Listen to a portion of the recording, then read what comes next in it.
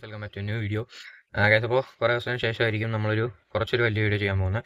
Guys, അപ്പോൾ ഈ വീഡിയോയിൽ നമ്മളൊന്ന് ഡീറ്റെയിൽ ആയിട്ട് സംസാരിക്കാൻ പോവുകയാണ്. Mumbai city F C versus Kerala Blasters F C ഇന്നലെ വൈകിട്ട് 7:30 നടന്ന കളിയെ പറ്റി നമ്മളൊന്ന് സംസാരിക്കാൻ പോവുകയാണ്. എന്തായാലും ഷോർട്സിൽ ഉൾപ്പെടുത്താൻ പറ്റാത്ത കുറച്ച് കാര്യങ്ങളാണ് ഞാൻ ഈ വീഡിയോയിൽ പറയാൻ പോകുന്നത്. അപ്പോൾ എന്തായാലും ഒരു 5-6 പേര് കൂടിപ്പോയി കാണും, പക്ഷേ മനസ്സിലുള്ള ഒരു ഭാരം ഇറക്കിയൊക്കെ വേണ്ടിയാണ് ഈ വീഡിയോ ചെയ്യുന്നത്. എന്തായാലും കളി തോറ്റു 1-0. പക്ഷേ നമുക്ക് അത്യാവശ്യം പോസിറ്റീവ്സും പറയാൻ കുറേ പോയിന്റ് ഉണ്ട്. കാരണം അത്രയും മോശപ്പെട്ട ഒരു ഫുട്ബോൾ അല്ല കേരള ബ്ലാസ്റ്റേഴ്സ് ഇന്നലെ കൊച്ചിയിൽ കളിച്ചത്. അപ്പോൾ അതിലെ ഫസ്റ്റ് ഫാക്റ്റ് എന്ന് പറയുന്നത് ആഷിഖാണ്, നമ്മുടെ ഗോൾ കീപ്പർ. അപ്പോൾ ഞാൻ വിചാരിച്ചു സച്ചിൻ സുരേഷിനെ ഇറക്കിയാൽ മതിയായിരുന്നു, ഇങ്ങനെ ചുമ്മാ ഇറക്കി എന്തിനാണ്, സേവം ചെയ്യില്ല എന്നൊക്കെയാണ് ഞാൻ വിചാരിച്ചിരുന്നത്. പക്ഷേ അദ്ദേഹം അത്യാവശ്യം പോസിറ്റീവായിട്ട് തന്നെ കളിച്ചു. ആ ഒരു ഓറ ഫാമിംഗ് ആയാലും ആ ഒരു എന്താ ആറ്റിറ്റ്യൂഡിനെ നമ്മൾ ഒരു 100 മാർക്ക് കൊടുക്കണം. ആ ഒരു ആറ്റിറ്റ്യൂഡ് ഉള്ളതുകൊണ്ട് തന്നെയാണ് അദ്ദേഹം ആ പെനാൾട്ടി സേവ് ചെയ്തത്, അതിലൊരു സംശയമില്ല. പിന്നെ എനിക്കുള്ളൊരു സജഷൻ എന്ന് പറയുന്നത്, ആ ഒരു ഗോളും വേണം സേവ് ചെയ്യുമായിരുന്നു, പക്ഷേ അദ്ദേഹം ശ്രദ്ധിച്ചില്ല ആ ഗോൾ. അതുകൊണ്ട് മാത്രമാണ് സേവ് ചെയ്യാൻ പറ്റായിരുന്നത്. വേണമെങ്കിൽ ആ ഗോളും സിമ്പിളാ സേവ് ചെയ്യുമായിരുന്നു. എനിവേ, നമുക്ക് കളി തോറ്റതിൻ്റെ കാരണം നമുക്ക് അദ്ദേഹത്തിൻ്റെ തലയെ കെട്ടിവെക്കാനൊന്നും പറ്റില്ല. പിന്നെ നമ്മുടെ ബികാഷ് അത്യാവശ്യം നല്ലൊരു കളിച്ചു, പക്ഷേ ഇപ്പോഴത്തെ ഫോം നമ്മൾ കണ്ടില്ല. പിന്നെ നമ്മുടെ കെവിനിയൊക്കെ അത്യാവശ്യം ചാൻസ് ഒക്കെ ഉണ്ടായി കൊടുത്തു, പക്ഷേ നമ്മുടെ വിക്ടറിന് അതൊന്നും ഗോളാക്കാൻ പറ്റിയില്ല. അവസാനം നല്ലൊരു ഹെഡർ, അത് അകത്ത് കയറിയില്ല, എന്തോ ഒരു ഇതിൽ വെളിയിൽ പോയതാണ്. പക്ഷേ വേണമെങ്കിൽ അതും ഗോളാക്കാമായിരുന്നു. നമ്മുടെ മുമ്പത്തെ ഫോറിൻ സ്ട്രൈക്കേഴ്സ് ആയിട്ടുള്ള ജിമനസ് ഉണ്ടായിരുന്നെങ്കിൽ ചിലപ്പോൾ അത് ഗോളായനെ, ചിലപ്പോൾ ഒബീറ്റേനെ ചിലപ്പോൾ ഗോളായിരുന്നേനെ. പക്ഷേ വിക്ടറിന് അത് ഗോളാക്കാൻ പറ്റിയില്ല. നമ്മൾ സൂപ്പർ കപ്പിലും കണ്ടതാണ് ഒബീറ്റയുടെ ഒരു നല്ല ഹെഡർ ഗോള്. എന്തോ റോഡ്രിഗസ്, ഞാൻ പേര് മറന്നുപോയി. അപ്പോൾ അങ്ങേര് കൊടുത്ത ആ ഒരു അസിസ്റ്റിൽ കിടിലൊരു ഹെഡർ അടിച്ച ആളാണ് ഒബീറ്റ. അപ്പോൾ സിമ്പിളായിട്ട് ഇതും ഒരു ഗോളാക്കുമായിരുന്നു ഒബീറ്റ ഉണ്ടായിരുന്നെങ്കിൽ, പക്ഷേ നിർഭാഗ്യവശാലില്ല. എന്തായാലും അപ്പോൾ ഒരു കളിയും കൂടെ കഴിഞ്ഞിരിക്കുകയാണ്. ഇപ്പോൾ 2 കളി കഴിഞ്ഞിട്ടും ബ്ലാസ്റ്റേഴ്സിന് വെറും 0 പോയിന്റാണ്.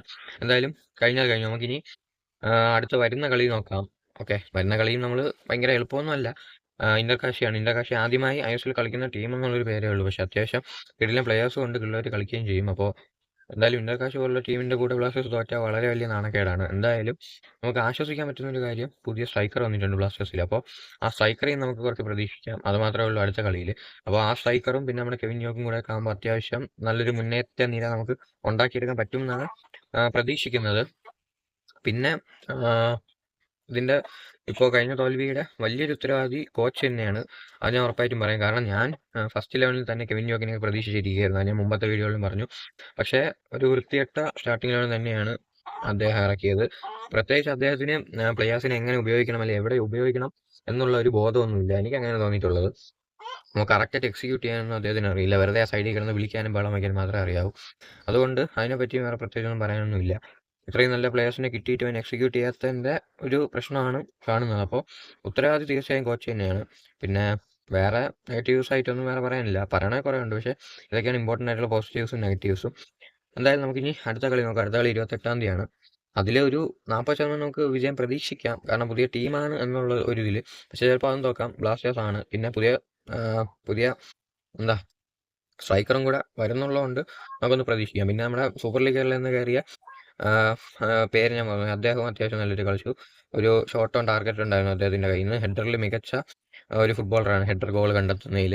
അപ്പോൾ അതൊക്കെ അത്യാവശ്യം പോസിറ്റീവ്സ് തന്നെയാണ്. അപ്പോൾ ഇനി വരുന്ന കളികളെങ്കിലും അതൊക്കെ ഡേവിഡ് കറ്റാല അത്യാവശ്യം ഉപയോഗിച്ച് ടീമിനെ കളത്തിലോട്ട് കളിക്കാൻ ഇറക്കും എന്നാണ് എൻ്റെ പ്രതീക്ഷ. അപ്പോൾ കാണുന്ന നിങ്ങളെങ്കിലും കുറച്ചൊന്ന് കമൻറ്റ് ചെയ്യുക. എന്തെങ്കിലും അഭിപ്രായങ്ങളൊക്കെ ഒന്ന് താഴെ കമൻറ്റ് ചെയ്ത് നമ്മുടെ ചാനൽ മറക്കാൻ സബ്സ്ക്രൈബ് ചെയ്യാം. ഒരു പ്രത്യേകിച്ച് ഇനി കൂടുതലൊന്നും പറയാനില്ല, ഏകദേശം എല്ലാ പോയിന്റും കവർ ചെയ്തു. അപ്പോൾ ഇന്നത്തെ വീഡിയോ ഇത്രയൊക്കെ ഉള്ളൂ. അപ്പോൾ ദിസ് അഭിനവ് സൈനിങ് ഓഫ്.